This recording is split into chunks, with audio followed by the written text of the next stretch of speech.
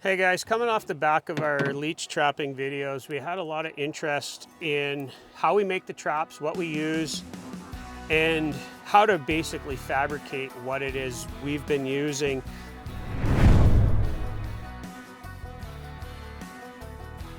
So, like I said in the previous videos, we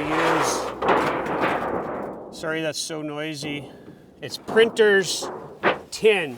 So it's very thin gauge, very flexible, works really well because the leeches can get in there and kind of expand around in there. And it's really light, really easy to work with. So all I'm gonna cut it with is a knife, just score it, and then basically bend it. So we've tried traps of many different sizes and styles. Generally what we find is about 16 inches wide and about 6 inches tall usually works. So I'm gonna cut a piece here and try and make one for you guys. So I'm gonna measure this out to, I'll say 13 inches, and I'll bend it in half.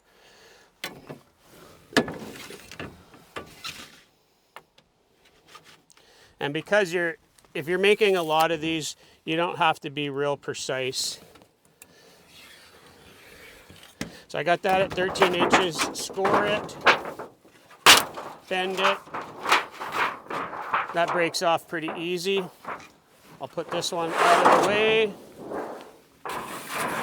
Again, I apologize, that's pretty noisy. So now I have a piece that's approximately 13 inches, and I'm gonna measure out to approximately 16 inches in width. Here, this is actually 30, so I'm just gonna cut it in half at 15, and I can make 2 traps out of here and show you guys.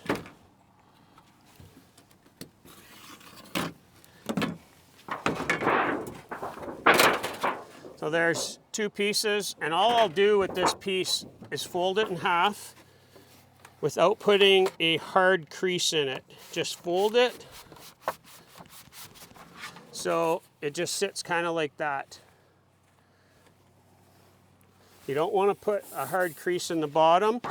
And then I need a hole in the center here to attach my string, which I'll show you. So I'll put a hole through here. And I find it's easier to just drill through both halves together.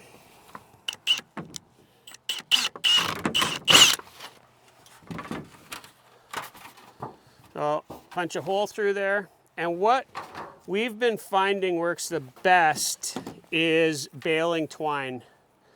So if any of you feed deer up in Canada, you're allowed to feed the deer. We feed them a lot of alfalfa. This is what you get off of it. And this year we actually bought a whole roll, actually bought 2 rolls of baler twine.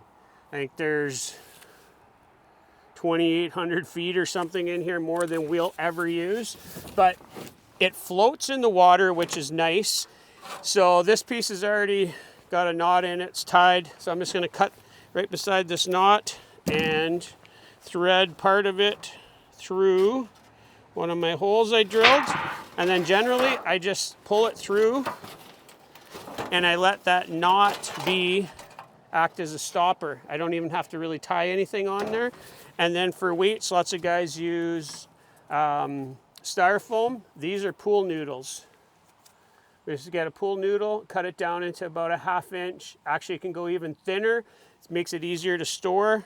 And I'll just do a quick knot on here.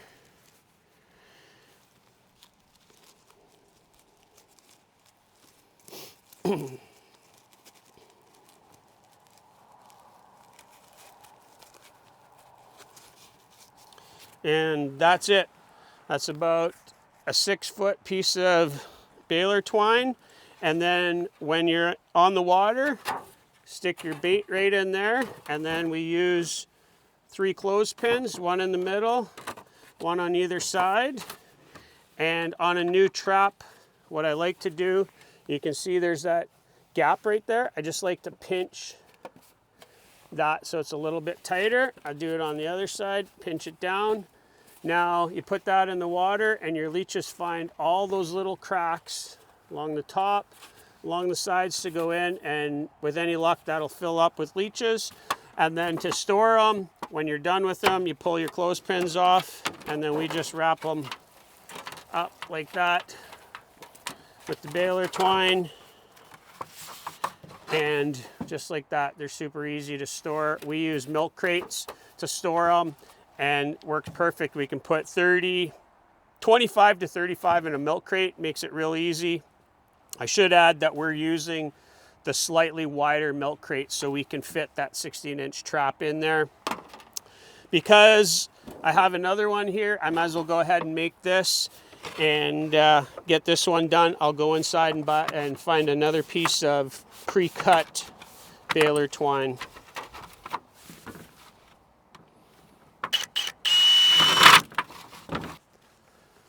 Okay, I got another piece of baler twine here. I'll do the exact same thing. Cut the one end and then just use that existing knot as my stopper. Got a green float for this one. Tie this one on. And that's it. That's 2 traps made. And like I said, guys, this baler twine works so well because it floats on the water.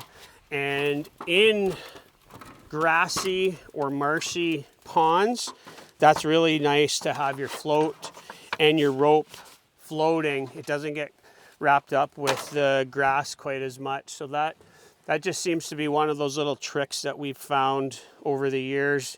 And yeah, there's 2 traps. I'll just pinch the corners on that one a little bit, and 2 traps are ready to go. So nothing really exotic. You don't need anything special. If you can't find printer newsprint tin, which is hard to find, get the thinnest gauge material you can get. So think of like a flashing that carpenters would use for around doors and windows and stuff. Get a real thin gauge, something that you can cut with a knife, score it, bend it, cut it. And like I say, I'll put the descriptions of the size in the description below. But like that 15 or 16 wide by about 6 to 7 high. It doesn't need to be any bigger than that. That works perfect for us. One of the other questions I get asked is, what are you looking for in a pond or a lake? And that's a big question. You need to throw some test traps and stuff and see. You'll know overnight if you got leeches or you don't. But if it's a lake that is known to have perch or any of your, panfish, all likelihood you're going to have trouble trapping leeches and or minnows in there. Not impossible, but very tough. For example, one lake I was in last year had perch minnows in it. I did get about a pound of leeches in one corner of the lake, but the rest of the lake I got nothing. So clearly the leeches were kind of pushed into one area close to a beaver pond or a beaver dam. And so for us, we're looking for marshy, loamy bottom lakes. So think of that gray or brown, loamy, sandy bottom. Grass helps, timber helps, and rocky shoreline can be really good. I think I have some drone footage of us last year. I'll include that here to give you an idea what it is we are kind of looking at from above. And one of the more popular things is just the classic beaver pond. And if it's got timber in it, the older the better. You don't want a newer beaver flooded area. It's got to be well established. And one thing that we've found is that creeks that have a little bit of current typically do not trap very well. You have to be in the pond itself, away from that moving water. You will get some, but typically they like that kind of shallower, quieter water away from the current. So look for that. And if you guys have beaver ponds, beaver floods in your area, check with your local regulations, because in Ontario, I believe you're only allowed 2 traps per individual.